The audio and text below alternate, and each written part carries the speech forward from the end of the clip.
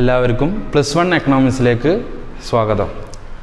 നമ്മളിപ്പോൾ ഡിസ്കസ് ചെയ്തുകൊണ്ടിരിക്കുന്നത് +1 എക്കണോമിക്സിലെ സ്റ്റാറ്റിസ്റ്റിക്സ് ഭാഗത്തിലുള്ള ഒരു പാഠഭാഗത്ത് കോറിലേഷൻ എന്ന് പറയുന്ന പാഠഭാഗത്തെ കുറിച്ചിട്ടാണ് ഡിസ്കസ് ചെയ്തുകൊണ്ടിരിക്കുന്നത്. കഴിഞ്ഞ ക്ലാസ്സിൽ നമ്മൾ മീൻ മീഡിയം മോഡൊക്കെ ഡിസ്കസ് ചെയ്തിരുന്നു. ഇന്ന് ഡിസ്കസ് ചെയ്യാൻ ഉദ്ദേശിക്കുന്നത് കോറിലേഷൻ എന്ന് പറയുന്ന ചാപ്റ്ററിനെ ബേസ് ചെയ്തിട്ടാണ്. ഏറ്റവും ചെറിയൊരു ചാപ്റ്ററാണ്, ഏറ്റവും ലളിതമായ ഒരു ചാപ്റ്ററാണ്, വളരെ മനസ്സിലാക്കാൻ സുഖകരമായിട്ടുള്ള, എന്നാൽ കഴിഞ്ഞ ക്ലാസ്സുകളൊക്കെ ഓക്കെ ആയ ഒരാൾക്ക് മാത്രം ഡിസ്കസ് ചെയ്യാൻ പറ്റുന്ന രീതിയിലാണ് ഈ ഒരു ക്ലാസ്സിനെ മുന്നോട്ട് കൊണ്ടുപോകാൻ കഴിയുന്നത്. അപ്പോൾ നമുക്ക് വിഷയത്തിലേക്ക് കടക്കാം. നമ്മൾ പറയാൻ പോകുന്നത് കോറിലേഷനാണ്. എന്താണ് കോറിലേഷൻ? നമ്മൾ പറഞ്ഞു, ഡാറ്റയെക്കുറിച്ച് പറഞ്ഞു, ഡാറ്റ കളക്ട് ചെയ്യുന്ന ചില മെത്തേഡുകളെ കുറിച്ചിട്ടൊക്കെ പറഞ്ഞിരുന്നു. ആ ഡാറ്റകളെ തന്നെയാണ് ഇനി നമ്മൾ പഠിക്കാനുള്ളത്.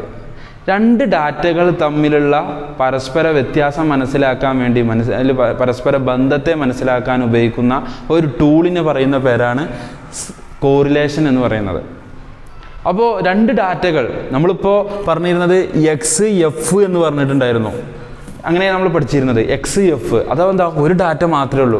നേരെ ഇപ്പോൾ പറയുന്നത് എക്സ് വൈ എന്ന രീതിയിലാണ്, അഥവാ രണ്ട് ഡാറ്റയെ കുറിച്ചിട്ടാണ് ഇനി പഠിക്കാൻ പോകുന്നത്. ഓക്കെ, ഉദാഹരണത്തിന് പറയുകയാണെങ്കിൽ നമ്മളൊരു പ്രോഗ്രാമിൽ ജഡ്ജ് നിൽക്കാൻ വേണ്ടി പോയി.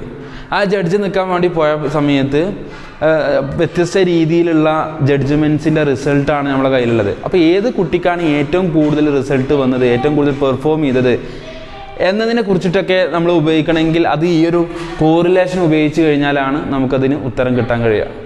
അപ്പോൾ രണ്ട് ഡാറ്റകൾ തമ്മിലുള്ള പരസ്പര ബന്ധത്തെ എടുത്ത് പരിശോധിക്കുന്ന ഒരു ടൂളിന് പറയുന്ന പേരാണ് കോറിലേഷൻ എന്ന് പറയുന്നത്. അപ്പോൾ കോറിലേഷൻ എന്ന് പറയുന്നത് 3 രീതിയിലാണ് നമുക്ക് കാണാൻ പോകുന്നത്. ടെക്സ്റ്റ് ബുക്കിൽ വിശാലമായിട്ട് പറയുന്നുണ്ട്. നമ്മൾ എന്ത് ചെയ്യാൻ ചുരുക്കിയിട്ട് 3 രീതിയിലാണ് നമുക്ക് എന്ത് ചെയ്യാൻ പറയുന്നത്, കോറിലേഷൻ കാണാൻ പോകുന്നത്. ഒന്നാമത് സ്കാറ്റർ ഡയഗ്രാംസ് മെത്തേഡ്, അതുപോലെ തന്നെ Karl Pearson coefficient correlation, third Spearman's rank correlation.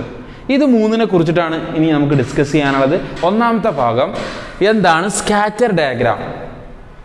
നമ്മൾ രണ്ട് ഡാറ്റയെ ഡയഗ്രാമിലേക്ക് കണക്ട് ചെയ്ത് ആ ഡയഗ്രാമിലൂടെ വിശദീകരിക്കുന്ന ഒരു മെത്തേഡാണ് സ്കാറ്റർ ഡയഗ്രാം എന്ന് പറയുന്നത്. 5 രീതിയിലാണ് ഡയഗ്രാംസ് ഉള്ളത്. ഞാൻ ബോർഡുമ്പോൾ വരച്ച് വെച്ചിട്ടുണ്ട് 5 അളവുകൾ. ഒന്നാമത്തെ ഡയഗ്രാമിൻ്റെ പേര് പോസിറ്റീവ് കോറിലേഷൻ. പോസിറ്റീവ് കോറിലേഷൻ്റെ പ്രത്യേകത എന്താ? ഞാനിവിടെ ഒരു ചിത്രം വരച്ചിട്ടുണ്ട്. എന്ത് ചെയ്യും, സപ്ലൈ കർവ് പോലെ ഒരു കർവ് വരച്ചിട്ടുണ്ട്. മുകളിലേക്ക് ഇങ്ങനെ കൂടിക്കൊണ്ടിരിക്കുകയാണ്. ഈ ഒരു ഡയഗ്രാമിൻ്റെ ഒരു പ്രത്യേകത എന്താ? അതിൻ്റെ അപ്പുറത്ത് ഇവിടുത്തൊക്കെ കുറേ ഡോട്ടുകൾ തന്നിട്ടുണ്ട്. ഈ ഡോട്ടുകൾ എന്തിനാണ് സൂചിപ്പിക്കുന്നത്? വ്യത്യസ്ത ഡാറ്റകളെ തമ്മിലാണ് വ്യത്യാസമാക്കുന്നത്. നമ്മൾ ഗ്രാഫ് ഒരു പട്ടിക തരികയാണ്, എക്സ് വൈ എന്ന് പറഞ്ഞിട്ട് ഒരു പട്ടിക തരികയാണ്. അതിൽ 1 2 1 3 2 4 എന്ന് പറഞ്ഞിട്ട് ഡാറ്റ. ഈ രണ്ട് ഡാറ്റയെ എങ്ങനെയാണ് വിശദീകരിക്കുന്നത്? ഡയഗ്രാമിലൂടെ വിശദീകരിക്കാൻ. ഇനിയിപ്പോൾ ഇത് ജസ്റ്റ് ഒരു ഡയഗ്രാം വരക്കുകയാണ്. ഇവിടെ 1 2 3 എന്ന് രേഖപ്പെടുത്തി, ഇവിടെ 2 4 6 എന്ന് രേഖപ്പെടുത്തി. അപ്പോൾ 1 ആകുന്ന സമയത്ത് 2, 1 ആകുന്ന സമയത്ത് 2 ഇവിടെ കൂട്ടിമുട്ടി. അതുപോലെ തന്നെ 1 ആകുമ്പോൾ 3, 1 ആകുമ്പോൾ 3, 1 ആകുമ്പോൾ 3 എന്ന് പറയുമ്പോൾ 1 ആകുമ്പോൾ 3 എന്ന് പറയുന്നത് ഏകദേശം ഇവിടെ വരും. അപ്പോൾ ഇവിടെ കൂട്ടിമുട്ടി. അടുത്ത 2 4, 2 ആവുന്ന സമയത്ത് 4, 2 ആവുന്ന സമയത്ത് 4. അപ്പോൾ നമുക്ക് കിട്ടിയ ഈ 3 വിവരങ്ങൾ ഉപയോഗപ്പെടുത്തി ഇത് എക്സ് വൈ എന്ന് പറയുന്ന 2 രീതി. അപ്പോൾ ഈ 2 ഡാറ്റയെ തമ്മിൽ 3 ഡോട്ടുകളാണ് നമുക്ക് കിട്ടിയത്. ആ ഡോട്ടുകളാണ്, അങ്ങനെ കിട്ടുന്ന ഡോട്ടുകളാണ് ഞാൻ വരച്ചിട്ടുള്ളത്. ഇവിടെ ഈ ഒരു ലൈന് വരച്ചു കഴിഞ്ഞാൽ ആ ലൈനിൻ്റെ തൊട്ട് അപ്പുറത്തും ലെഫ്റ്റ് സൈഡിലും റൈറ്റ് സൈഡിലും എന്ത് ചെയ്യും, വ്യത്യസ്ത ഡാറ്റകൾ, അത് ഡോട്ടുകൾ ഉണ്ടാവും. അത് മുകളിലേക്കാണ് സൂചിപ്പിക്കുന്നത് എങ്കിൽ അതിനെയാണ് പോസിറ്റീവ് കോറിലേഷൻ എന്ന് പറയുക. ഓക്കെ, അടുത്തത് നെഗറ്റീവ് കോറിലേഷൻ. നെഗറ്റീവ് കോറിലേഷൻ എന്താ? ഇത് നേരത്തെ പറഞ്ഞ പോലെ തന്നെ ഡോട്ടുകൾ വരച്ചു, അത് മുകളിൽ നിന്ന് താഴേക്കാണ് എന്ത് ചെയ്യുന്നത്, അതിൻ്റെ ലൈന്, അതിൻ്റെ ഡയഗ്രാം വരുന്നത്. അതിൻ്റെ 2 സൈഡിലും എന്തുണ്ട്, ഡോട്ടുകളുണ്ട്. ഓക്കെ, ഇനി അടുത്ത മൂന്നാമത്തത് പോസിറ്റീവ് കോറിലേഷനും നെഗറ്റീവ് കോറിലേഷനും നിങ്ങൾക്ക് മനസ്സിലായി.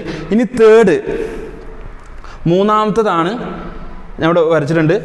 Perfect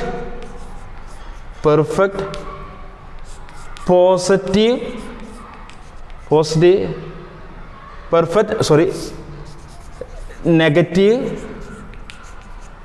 correlation. Perfect negative correlation, ഇത് പെർഫെക്റ്റ് പോസിറ്റീവ് കോറിലേഷൻ. ഇത് പോസിറ്റീവ് കോറിലേഷൻ മാത്രമേ ഉള്ളൂ. ഇതിലെന്തുണ്ട്? പെർഫെക്റ്റ് എന്നുള്ള ചിഹ്നം കൂടി വരുന്നുണ്ട്. പെർഫെക്റ്റ് നെഗറ്റീവ് കോറിലേഷൻ്റെ പ്രത്യേകത എന്താ? മൂന്നാമത്തെ, നമ്മൾ നെഗറ്റീവ് കോറിലേഷൻ ഇവിടെ വരച്ചിട്ടുണ്ടായിരുന്നു ലൈനായിട്ട്. ആ ലൈനിൻ്റെ രണ്ട് സൈഡിൽ എന്ത് ചെയ്യുന്നുണ്ട്? വ്യത്യസ്ത രണ്ട് എക്സ് വൈ എന്ന് പറയുന്ന വ്യത്യസ്ത ഡാറ്റകളുണ്ട്. പക്ഷേ ഇവിടെ എന്ത് ചെയ്യില്ല? ഡാറ്റ ഇല്ല. ഇവിടെ എവിടെയും എന്ത് ചെയ്യില്ല? ഈ ഒരു ലൈന് വരച്ച് കഴിഞ്ഞാൽ നമുക്ക് കിട്ടിയ ഡാറ്റ എങ്ങനെയാണ്? ആകെ കിട്ടിയ ഡാറ്റകൾ എത്രയാണ്? ഈ 5 ഡാറ്റകളാണ്. 1 2 3 4 5. ആ 5 എന്ത് ചെയ്തു? ലൈൻ ഇങ്ങനെ വരച്ച് കഴിഞ്ഞാൽ നമുക്ക് എന്ത് ചെയ്യില്ല? ഇവിടെ ഒരു ഡാറ്റ ഇവിടെ ഉണ്ടെന്ന് വെക്കുക, ഒരു ഡാറ്റ ഇവിടെ ഉണ്ടെന്ന് വെക്കുക. അതേതായി? ഈ പറയപ്പെടുന്ന നെഗറ്റീവ് കോറിലേഷനായി. കാരണം എന്താ?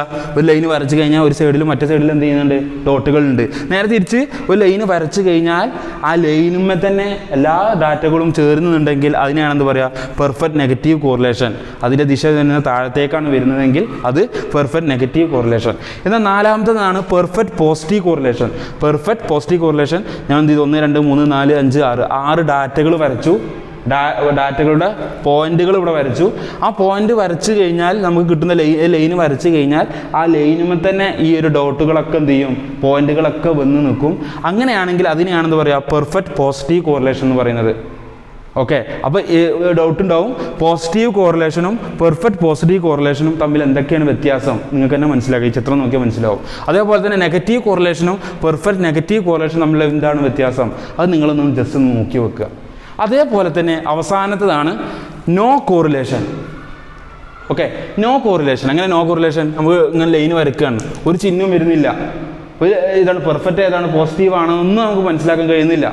അപ്പോൾ അങ്ങനെയുള്ളതിനാണെന്ന് പറയാം നോ കോറിലേഷൻ. ചിലപ്പോൾ നോ കോറിലേഷൻ ഇങ്ങനെ വരും, ലൈന് വരച്ചു, നക്ഷത്രത്തിൻ്റെ ചിഹ്നം വരും, ഒരു കോറിലേഷൻ നമുക്ക് കിട്ടുന്നില്ല.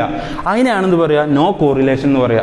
എക്സാമിന് വരുന്നത് എങ്ങനെയായിരിക്കും? ഇങ്ങനെ ഓരോ പേരുകൾ തന്നിട്ട് positive correlation, negative correlation, no correlation, perfect positive correlation, perfect negative correlation എന്നൊക്കെ പറയും. അതിന് ചിത്രങ്ങൾ വരയ്ക്കാൻ, ഡയഗ്രാംസ് വരയ്ക്കാനായിരിക്കും പൊതുവെ തരിക. അല്ലെങ്കിൽ എന്ത് തരും? ചിത്രങ്ങൾ വരച്ചതിന് അതിന് പേര് നൽകാനും ആയിരിക്കും തരിക. 5 മാർക്കിന് ചോദിക്കാൻ സാധ്യതയുള്ള ഒരു ഭാഗമാണ് ഏത്? ഈ കോറിലേഷനിലെ സ്കാറ്റർ ഡയഗ്രാം എന്ന് പറയുന്നത്. ഓക്കെ, ക്വസ്റ്റ്യൻ ഒന്ന് ശ്രദ്ധിക്കുക. ഈ ഒരു ക്വസ്റ്റ്യൻ നിങ്ങൾക്ക് ഇതുവരെ നമ്മൾ സ്റ്റാറ്റിസ്റ്റിക്സ് കുറേ കാലമായാലും ക്ലാസ് എടുക്കാൻ തുടങ്ങിയിട്ടുള്ളത്. ഈ ഒരു പ്രോബ്ലം നിങ്ങൾ സ്വന്തമായിട്ട്, ഞാൻ ചെയ്യുന്നില്ല, നിങ്ങൾ തന്നെ എന്ത് ചെയ്യുക? സ്വന്തമായിട്ട് എഴുതുക. എങ്ങനെ? നമ്മളിപ്പോൾ നേരത്തെ ജസ്റ്റ് ഡെമോ ആയിട്ട് ഞാൻ ഇവിടെ നിങ്ങൾക്കൊന്ന് വരച്ച് തന്നിരുന്നു, ഈ ഒരു ചോദ്യത്തിൻ്റെ ഭാഗമായിട്ടുള്ളത്. അതേപോലെ നമ്മളിപ്പോൾ കുറേ ഡയഗ്രാംസ് പഠിച്ചു, ഹിസ്റ്റോഗ്രാമോ, ജീബ്, അതുപോലെ തന്നെ ഫ്രീക്വൻസി പോളുകൾ എന്നൊക്കെ പറഞ്ഞിട്ട് കുറേ എണ്ണം വരച്ചു. അപ്പോൾ അതിൽ മനസ്സിലായിട്ട് ഈ ഒരു ചിത്രം ഇതേപോലെ സ്കാറ്റർ ഡയഗ്രാം വരക്കുക. ആ ഡയഗ്രാം ഈ 5 ഏത് ഡയഗ്രാം ആണ്, അഥവാ ഏത് കോറിലേഷൻ ആണെന്നുള്ളത് എന്ത് ചെയ്യുക? നിങ്ങളൊന്ന് മനസ്സിലാക്കുക. എല്ലാവർക്കും വീഡിയോ മനസ്സിലായെന്ന് വിശ്വസിക്കുന്നു. എല്ലാവർക്കും നല്ലത് മാത്രം വരട്ടെ. അടുത്തൊരു വീഡിയോയിൽ കാണുന്നവരെ എല്ലാവർക്കും നന്ദി, നമസ്കാരം.